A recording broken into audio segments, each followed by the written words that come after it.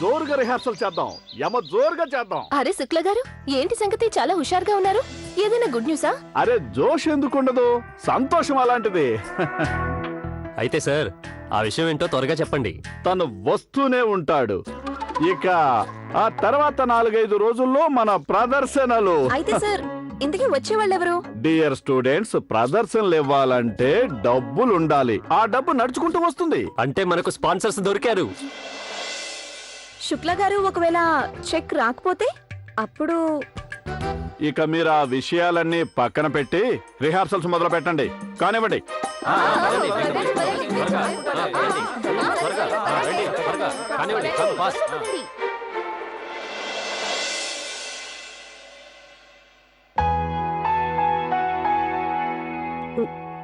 యువరాజా, ఈ కళ్ళని మూసే ఉండనివ్వండి. ఒకవేళ తెరిచి చూస్తే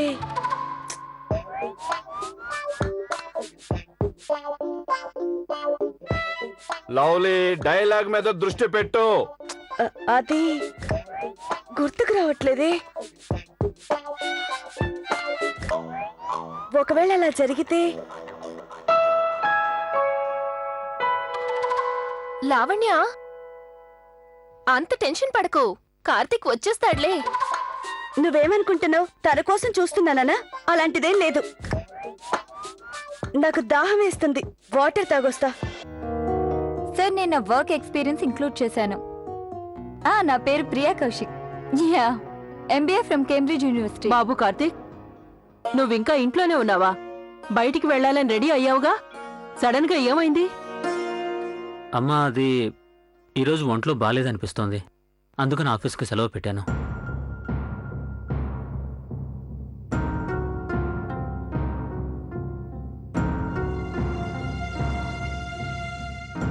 థ్యాంక్ యూ. కార్తీక్, నాన్న కార్తీక్, ముందే ఎందుకు చెప్పలేదు?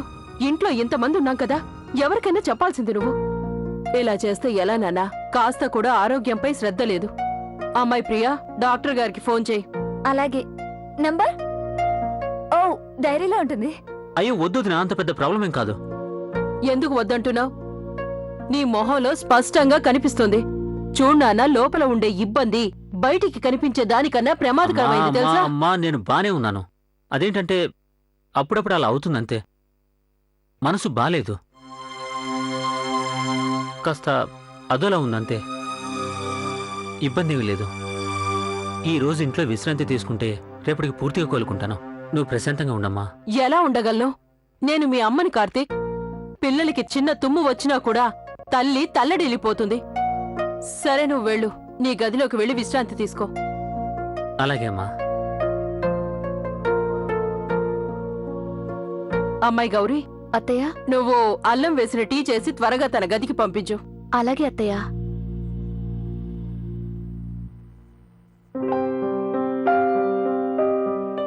నాకైతే కార్తీక్ మొహంలో నీరసం చూడటం అస్సలు నచ్చట్లేదు. అమ్మా భవానీ, మా కార్తీక్ నయమేలా చూడు. అయ్యో అక్క, కార్తీక్ త్వరగా బాగవ్వాలని మీరు అనుకుంటే వెంటనే అతనికి పెళ్లి జరిపించండి. ఏంటి? అదే సంబంధం కుదర్చు. అరే మీనా, 2 రోజుల ముందు నువ్వే అన్నావు కార్తీక్ పెళ్లికి అత్తయ్య గారు ఎందుకు తొందరపడుతున్నారని. మరిప్పుడు నువ్వే అంటున్నావు త్వర త్వరగా పెళ్లి చేయించమని. ఓ, అది ఇప్పుడు అలా అనిపిస్తోంది. అయినా అందులో తప్పే ఉంది. ఇదెలా సాధ్యం అక్క? 2 రోజుల్లో ఇంత మార్పు వచ్చిందా? అది ఏంటంటే, కార్తీక్ అలా ఉండటం చూసి నేను అనుకున్నాను తన అన్నంలాగే బహుశా తనకు కూడా భార్య తోడుగా ఉంటే మంచిదని. అప్పుడన్నీ బాగుంటాయి. అతని గురించి చూసుకుంటుంది, సంతోషపెడుతుంది. కాదంటావా అక్క? ఆయన నువ్వే చెప్పు గౌరీ అక్క, ఇంకెన్నాళ్ళు మనం కార్తీక్ ని చూసుకోగలం? తన పెళ్ళాం వస్తే అన్నీ ఆమె చూసుకుంటుంది కదా.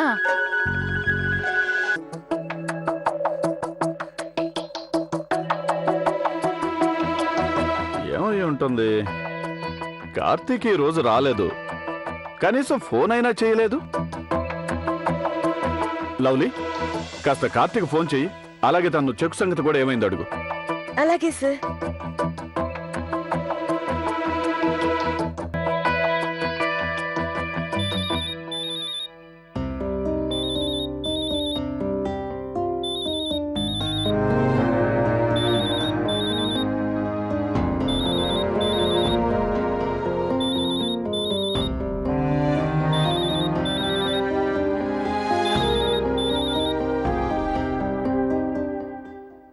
ఏమైంది? సార్ తన ఫోన్ లిఫ్ట్ చేయడం లేదు. అయితే ఒక పని చేయి, తనకు ఎస్ఎంఎస్ పెట్టు. స్టూపిడ్. ఏంటి? తను నీ ఫియాన్సీనే కదా, కాస్త రొమాంటిక్ గా మెసేజ్ పెట్టు. అలాగే పెడుతున్నా.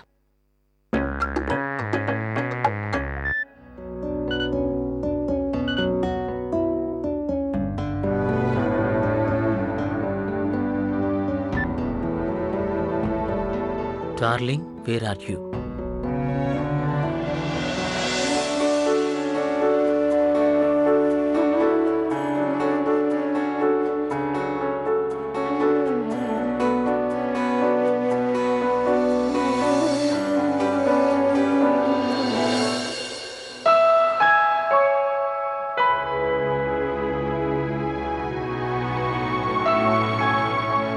ఏమైంది? నీ ఎస్ఎంఎస్కి రిప్లై ఇచ్చాడా? లేదు సార్, ఇంకా ఇవ్వలేదు. చూడు, నువ్వు నిజం చెప్పు. అవసరమైన సమయంలో కార్తీక్ పక్కకు తప్పుకున్న వ్యక్తి అయితే కాదు కదా? అది సార్ అవును నేను సార్, తను తప్పుకోవచ్చు. తను మనకెందుకు హెల్ప్ చేస్తాడు? మన నాటకాల గురించి తనకు అవసరం ఏంటి? ఆలోచించండి. నువ్వు నోరు మూసుకో. కార్తీక్ అలాంటి వారు కాదు, మనల్ని ఎప్పుడు మోసం చేయరతను. ఏం లావణ్య, అంతేనా? ఆ,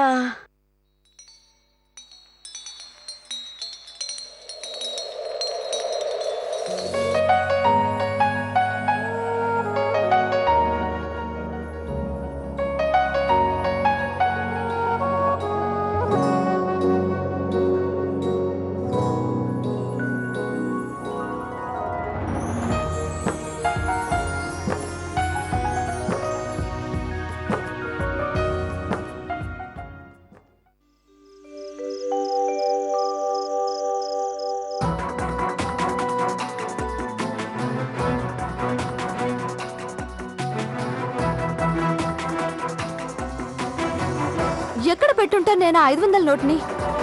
వారెవ్వా సిమ్రన్, నువ్వు ఎంత బాధ్యత లేని దానివి. కిచెన్ పని అస్సలే రాదు. పోనీ ఇంటి ఖర్చులు లెక్కలు చూడడం కూడా రాదు నీకు. ఇప్పుడు అత్తగారికి ఏమని సమాధానం చెప్పును?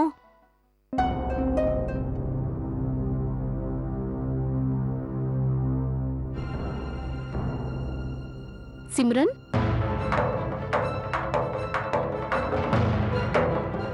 ఇదేంటి వస్తువులని ఇలా అడ్డదిడ్డంగా పడేసావి?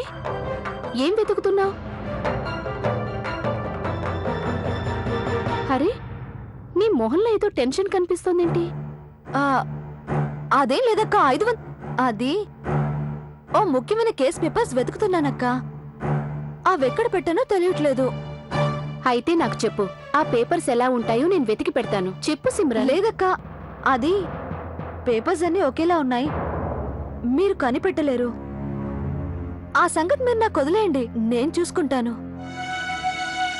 సరే, ఇలా కూర్చో. ఇదిగో, టీ తాగి ప్రశాంతంగా ఆలోచించే ఆ పేపర్లు ఎక్కడ పెట్టావు? దొరికిపోతాయి, tension పడకే.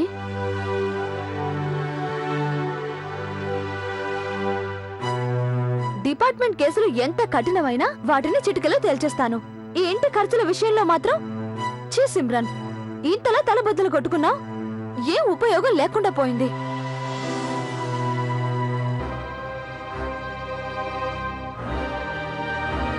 Excuse me. Yes ma'am. నేను మిస్టర్ కార్తీక్ శివప్రసాద్ గారిని కలవాలి. మేడం అతను ఎక్స్క్యూజ్ మీ, మీరు కార్తీక్కి కాబోయే భార్య కదూ? ఆ, అవును. అయితే మీరు ఇక్కడేం చేస్తున్నారు? అంటే అతనికి హెల్త్ బాలేదు, ఇది మీకు తెలీదా? అందుకే తన ఆఫీసు కూడా రాలేదు. ఆ, అదేంటంటే ఈ రోజు ఇంట్లో నేను మొబైల్ మర్చిపోయాను, అందువల్ల తనతో మాట్లాడలేకపోయాను. అయితే ఓ పని చేయండి, మీరు వెంటనే తన ఇంటికి వెళ్ళండి. మిమ్మల్ని చూసిన వెంటనే తనకి నయమైపోతుంది.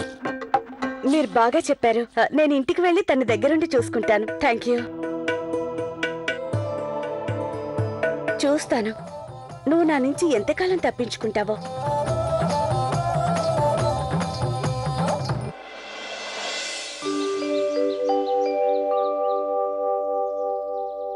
గుడ్ మార్నింగ్ వదినా.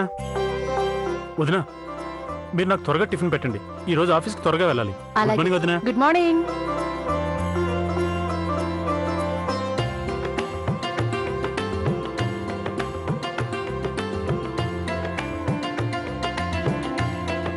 తీసుకోక్క. ఇలా ఇవ్వు. మిన్ని టీ తీసుకురా. అలాగే అక్క. ఓయ్ కార్తీక్, ఇదేంటి వాళ్ళ టిఫిన్ చేయకుండా వెళ్తున్నావు? వదినా నాకు ఆకలిగా లేదు. లేదా ఇట్రా.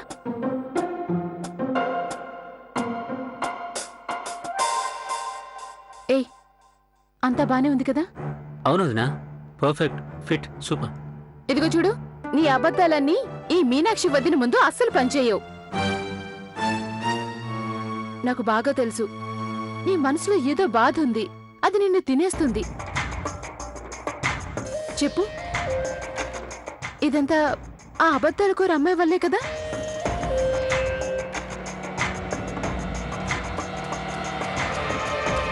అవును వదినా, కానీ నేనేం చేయను. ఎంత ప్రయత్నించినా నా ఆలోచనలన్నీ తన చుట్టే తిరుగుతున్నాయి. అయ్యో దేవుడా, నువ్విలా ఎందుకు చేస్తున్నావు కార్తీక్? వదినా నాకు తెలిసి ఇది మంచిది కాదని. తన జీవితానికి నా జీవితానికి అసలు పొత్తు కుదరదని. మీరు దీని గురించి ఏం ఆలోచించకండి. ఇదంతా నేను చూసుకుంటాను.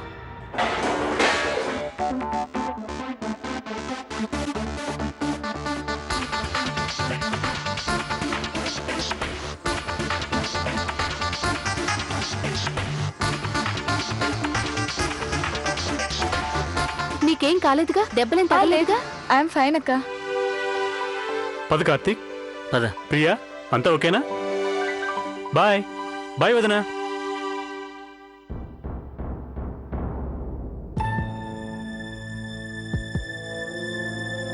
అరే ఏ సిమ్రాన్, నువ్వు వచ్చి చాలా మంచి పని చేసావు. పిల్లల పుస్తకాల కోసం కొంచెం డబ్బులు కావాల్సింది. సిమ్రన్ అక్క, నేను ఈ రోజు ఇంటర్వ్యూకి వెళ్ళాలి. నేను షార్ట్ బ్లౌజ్ తీసుకోవాలనుకుంటున్నాను. ఎక్కువ రేటే ఉండదు కానీ. ఇదిగో చూడండి, మీకేమైనా డబ్బులు కావాలంటే ఇప్పుడే తీసుకోండి. ఎందుకంటే ఈ రోజు ఆదివారం. అందుకని సిమ్రన్ లెక్కలన్నీ రాసి చూపించాలి. ఒక్క విషయం సిమ్రన్, అత్తగారికి లెక్కలు చూపించే ముందు అంతా కరెక్ట్గా ఉండేలా చూసుకో. నీకు తెలుసుగా, అత్తగారు ప్రతి విషయంలో ఎంతో నిక్కచ్చిగా ఉంటారని. బెస్ట్ ఆఫ్ లక్ అక్క. అత్తగారు అకౌంట్స్ విషయంలో ఎంత స్ట్రిక్ట్ అంటే ఒక్క రూపాయి తేడా వచ్చినా నిన్ను వదిలిపెట్టరు. కానీ నా వల్ల పెద్ద తప్పే జరిగింది. అది చాలా పెద్దది. ఏంటా తప్పు? అది చెప్పు సిమ్రన్, నువ్వు చెప్తేనే ఈ సమస్యకు పరిష్కారం చూడగలం. చెప్పు. పెద్దక్కయ్య లెక్కల్లో పొరపాటు జరిగింది. ఎన్నోసార్లు ఆలోచించాను. అసలు నాకేం అర్థం కావట్లేదు. ఆ 500 రూపాయలు ఎక్కడ ఎవరికిచ్చానో ఏమో.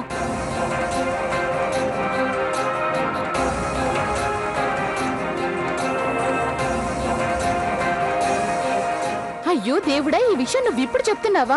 ఇంతకు ముందే చెప్పుంటే మేమంతా కలిసి ఏదో ఒక ఉపాయం ఆలోచించేవాళ్ళం. ఈ రోజు నువ్వు ఇంత పెద్ద తలనొప్పిని ఎలా తెచ్చిపెట్టుకున్నావో చూడు. అసలు ఈ రోజు అత్తగారు కార్తీక్ కోసం అమ్మాయిని చూడ్డానికి వెళ్లారు. రాగానే నీతో చర్చుంటుంది. సిమ్రన్, నువ్వు కంగారు పడకు. ప్రశాంతంగా సావధానంగా ఆలోచించు. ఆ డబ్బు ఎక్కడ పెట్టావో గుర్తొస్తుంది. గౌరీ అక్క, సిమ్రాన్ అక్క ప్లేస్ లో ఎవరున్నా ఇలాగే టెన్షన్ పడతారు.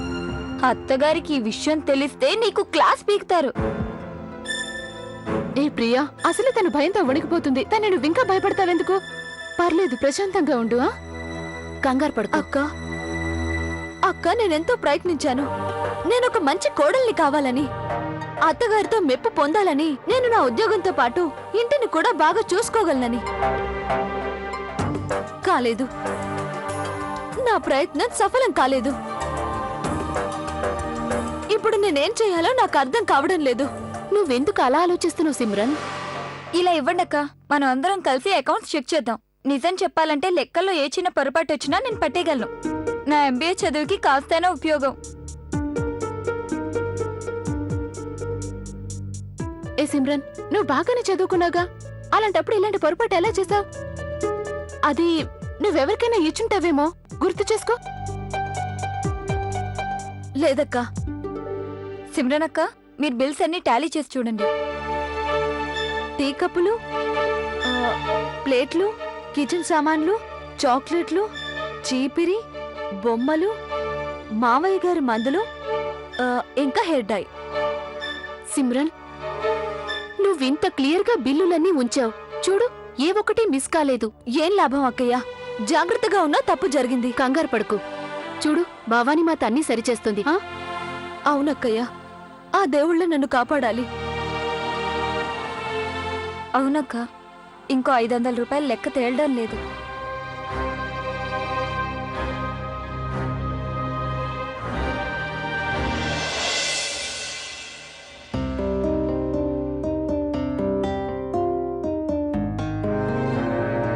Hi Karthik, good morning. Good morning Mohan. రా కూర్చో, టీ తాగుదాం. షూర్. చెప్పు, నీ ఆరోగ్యం ఎలా ఉంది? బానే ఉంది. నా క్యాబిన్కి త్వరగా 2 టీ పంపించండి. కార్తీక్, నిన్న లావణ్య మీ ఇంటికేమైనా వచ్చిందా? ఎందుకంటే నిన్ను కలిసేందుకు తను నిన్న ఆఫీస్కి వచ్చింది. నువ్వు రాలేదని మీ ఇంటికి పంపించాను. లావణ్యని ఇంటికి పంపించావా? అవును, తను ఇంటికి వచ్చిందిగా.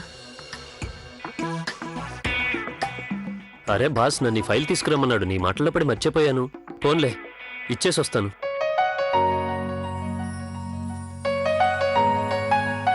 లావణ్య ఆఫీస్కి వచ్చిందా? ఎందుకు?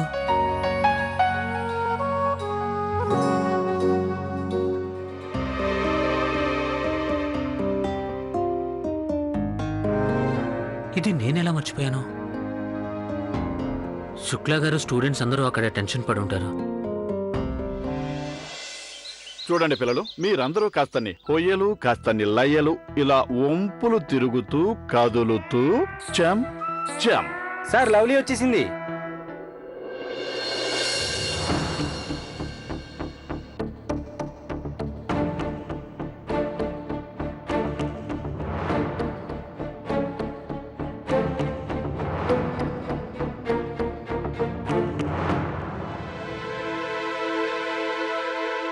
ఏమైంది?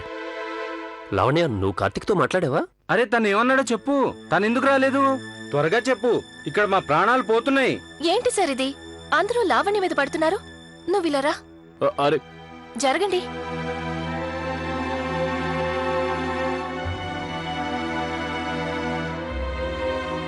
చెప్పు, ఏమన్నాడు? ఏంటంటే నిన్న నేను కార్తీక్ని కలిశాను. తనకి హెల్త్ అసలు బాగాలేదు. అర్థమైంది. మనం టెన్షన్ పడాల్సిన అవసరమే లేదు. కార్తీక్ ఈ రోజు తప్పకుండా చెక్ తీసుకొని వస్తాడు. ఏంటి లవ్లీ, ఈ రోజు చెక్కు ఖచ్చితంగా తెస్తాడు కదా? చెప్పలేను సార్. తన హెల్త్ బాగైతే చెక్ ఈ రోజే తెచ్చివచ్చు. ఆ? ఏంటి, ఈ రోజు తెచ్చిస్తాడంటే అర్థం ఏంటి? ఈ రోజు గనక చెక్కు రాకపోతే మన ప్రదర్శన ఇక జరగదు. అర్థమైందా? అర్థం కాలేదా? నువ్వు ఇలా తల ఊపడం వల్ల ఏమి లాభం లేదు. వెంటనే ఫోన్ చేయి. తనకి ఒంట్లో ఎలా ఉందో కనుక్కో. అతను ఇక్కడికి రాగలడో లేదో తెలుసుకో. చేస్తాను సార్.